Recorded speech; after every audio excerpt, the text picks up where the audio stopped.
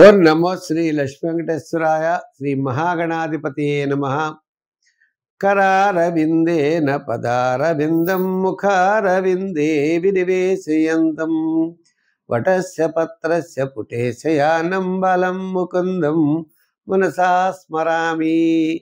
ప్రేక్షకుల నమస్కారాలు తెలియజేస్తూ మనం ఈ వారం రాశి ఫలాలు తెలుసుకుందాం.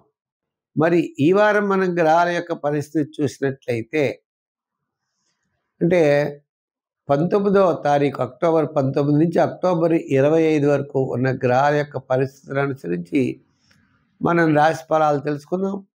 రవి, కుజుడు, బుధుడు తులారాశిలో, కన్యారాశిలో శుక్రుడు, సింహరాశిలో కేతువు, కుంభరాశిలో రాహు, మీనరాశిలో శని, మిథున రాశిలో గురుడు, చంద్రుడు చూసినట్లయితే మనకి తులా, వృశ్చిక, ధనుర్రాశిలో ఈ విధంగా మన చంద్ర సంచారం ఉంటుంది.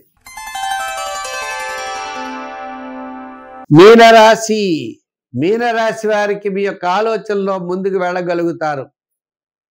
అంటే మీనరాశి వారికి 7వ స్థానంలో చంద్రుడు. వార ప్రారంభం చాలా ప్రోత్సాహకరంగా ఉంటుంది. మరి అష్టమంలోనే రవి, బుధుడు, కుజుడు గ్రహాలు అష్టమంలో ఉన్నాయి. మరి మిగిలిన గ్రహాలు కూడా సామాన్యమైనటువంటి జన్మంలో శని, వ్యయంలో రాహు ఇలా ఉన్నాయి. మరి ఇటువంటి పరిస్థితుల్లో నవగ్రహాలు కూడా సామాన్యమైన ఫలితాలు ఇచ్చేటువంటి సమయంలో మనం ఏం చేయాలంటే నవగ్రహ ప్రదక్షిణ చేయాలన్నారు. అంటే ప్రతి పని కూడా నిదానముగా ఉండండి. మామూలుగా మీ నిత్యకృత్యము చేసుకునే ఉద్యోగానికి కానీ, నిత్యకృత్యము మీరు ఆచరించే పనులకు కానీ ఇబ్బందులు ఉండవు.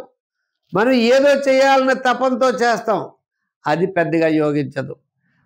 చాలా కష్టపడతాం, ఎవరు గౌరవించరు. మనం ఎంతో కష్టపడతాం పిల్లల విషయంలో, వాళ్ళు కూడా కరెక్ట్గా ఉండరు. ఈ విధంగా మనకి పనులన్నీ ఆలస్యం అవడం, చికాకు అవడం, స్వల్పమైన ఆటంకాలు ఎదురవుతూ ఉండడం ఉంటుంది. నిత్యం మనం వేళకి తినే తిండి, నిత్యము పడుకునే నిద్ర, నిత్యము మనం చేసేటువంటి పనులన్నీ జరుగుతూనే ఉంటాయి. వాటికి ఇబ్బందులు ఉండవు. కొత్తగా చెయ్యాలి అనుకుంటే పనులు ఎందుకు అవ్వట్లేదో మనకి తెలియదు. చికాకుగా ఉంటుంది. పనులు అవుతూ ఉత్సాహంగా ఉంటుంది. మరి ఏం చేస్తాం? అంతమానం అన్ని వారాలు అన్ని పనులు ఒకేసారి అందరికీ జరగవు. కొంతమందికి ఒక్కొక్కసారి జరుగుతాయి.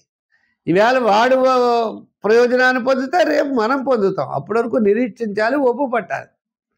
అంతేగాని అవట్లేదని నిర్లిప్తతా భావం కానీ, అవట్లేదని వ్యతిరేకమైన భావాలు కానీ మనకు రావడానికి వీలు లేదు. విద్యార్థులు బాగా చదవాలి, ఉద్యోగస్తులు నిజాయితీగా ఉండాలి, వృత్తులు చేసేవారు కూడా మనం ఎంతవరకు ఎలాగా అనేటువంటి ఆలోచనతో ముందుకు వెళ్ళాలి. వ్యాపారాత్మకమైన విషయాల్లో కూడా జాగ్రత్తలు తీసుకోవాలి. తద్వారా చెడు రాదు, నష్టం రాదు, ఇబ్బంది ఉండదు. అంచేత నవగ్రహ ప్రదక్షిణ చెయ్యండి, నవగ్రహ శ్లోకాలను పఠించండి, శివారాధన చెయ్యండి. విశేషమైన ఫలితాలుంటాయి. సంఖ్యల్లో 3, రంగుల్లో తెలుపు చాలా మంచిది. స్వస్తి.